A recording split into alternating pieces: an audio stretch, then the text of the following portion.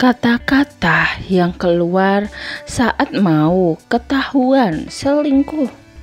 Pernahkah Anda merasa pasangan Anda mulai berbicara dengan cara yang berbeda, lebih defensif, lebih sering beralasan, atau justru terlalu manis secara tiba-tiba?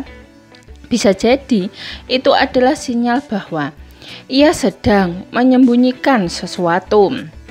Salah satu momen paling menegangkan dalam sebuah hubungan adalah ketika perselingkuhan hampir terbongkar, dan uniknya bahasa bisa menjadi petunjuk yang sangat kuat. Kata-kata yang dilontarkan saat seseorang hampir ketahuan selingkuh seringkali mengandung kebingungan, pembelaan diri berlebihan, bahkan manipulasi emosional. Dalam video ini kita akan membahas 5 jenis ucapan yang sering muncul di momen krusial itu. Lengkap dengan penjelasan dari pakar hubungan. Bukan untuk menghakimi, tapi untuk membantu Anda lebih peka terhadap dinamika komunikasi dalam hubungan. Yuk, simak sampai akhir agar Anda bisa membedakan mana yang perlu dicurigai dan mana yang bisa diselesaikan dengan dialog yang sehat. Poin pertama, kamu terlalu curiga. Semua orang juga butuh privasi. Kata-kata ini sering muncul ketika seseorang merasa terancam karena mulai dicurigai.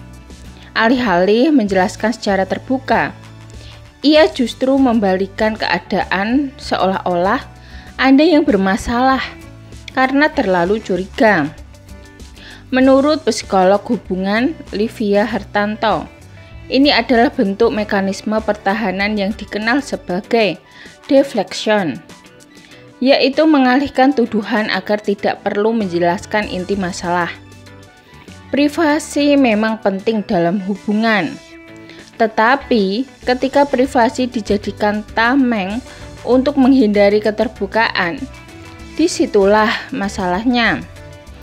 Pasangan yang tidak melakukan kesalahan biasanya akan menjawab dengan tenang dan menjelaskan alasan secara logis. Tapi jika yang muncul justru kemarahan dan tuduhan balik, patut dicermati lebih jauh. Poin kedua, kamu gak percaya sama aku ya? Padahal aku capek kerja demi kamu. Kalimat ini terdengar seperti pembelaan diri, namun sebenarnya mengandung manipulasi emosional.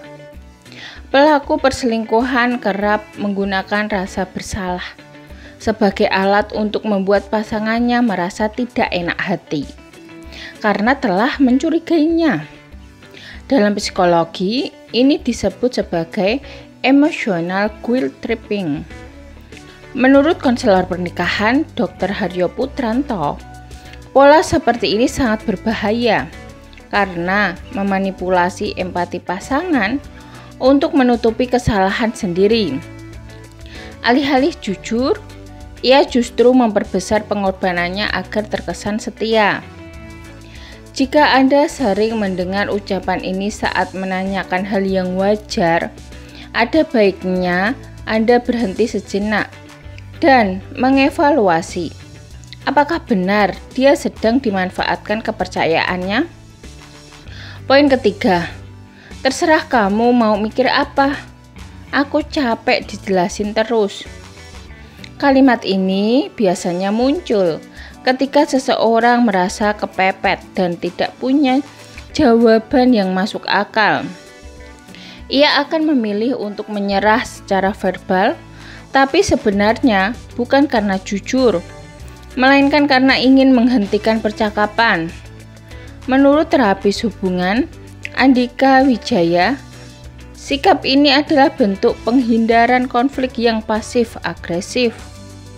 Orang yang tidak bersalah biasanya justru ingin menjelaskan lebih lanjut agar hubungan bisa kembali harmonis. Tapi ketika yang dihadapi adalah tembok diam atau kalimat pasrah seperti ini, bisa jadi itu tanda bahwa ia memang sedang menyembunyikan sesuatu. Diam bukan selalu emas, apalagi jika itu digunakan untuk menutupi kebenaran. Poin keempat, itu cuma teman, kamu lebay banget sih. Kalimat yang paling sering digunakan saat kedekatan emosional atau fisik dengan orang lain mulai dipertanyakan. Kalimat ini mencoba meredam kecurigaan dengan menyederhanakan situasi. Namun, ketika disampaikan dengan nada meremehkan, itu bisa menjadi tanda bahwa ada batas yang sudah dilanggar. Menurut psikolog sosial Dr. Rizky Ananta, istilah teman sering dijadikan justifikasi saat hubungan ketiga belum sepenuhnya terbongkar. Padahal kedekatan emosional yang intens di luar pasangan sah juga bisa dikategorikan sebagai bentuk selingkuh, meskipun belum fisik. Jadi, saat seseorang terlalu defensif terhadap status temannya, itu bisa jadi sinyal merah yang perlu diperhatikan. Poin kelima, kamu terlalu drama. Semua pasangan pasti berantem kayak gini. Kalimat ini terdengar seperti pengalihan dari topik utama. Dengan mengatakan bahwa masalah ini biasa, ia mencoba meminimalkan dampak dari pertanyaan atau kecurigaan yang sebenarnya serius. Padahal, menurut pakar hubungan, Livia Prameswari, kalimat ini adalah bentuk invalidasi emosi, yaitu menyangkal perasaan pasangan dengan dalih bahwa semuanya hanya reaksi berlebihan. Alih-alih mendekatkan, kalimat ini justru menjauhkan pasangan karena merasa tidak dihargai. Jika seseorang benar-benar peduli, ia akan berusaha memahami, bukan menyepelekan. Maka, ketika kalimat ini muncul, penting untuk berhenti sejenak dan bertanya, apakah masalah ini benar-benar tidak penting atau justru sedang ditutupi? Bahasa adalah cermin dari isi hati. Ketika seseorang merasa terpojok atau mulai ketahuan menyembunyikan sesuatu, kata-kata yang keluar seringkali menunjukkan lebih dari yang mereka maksudkan.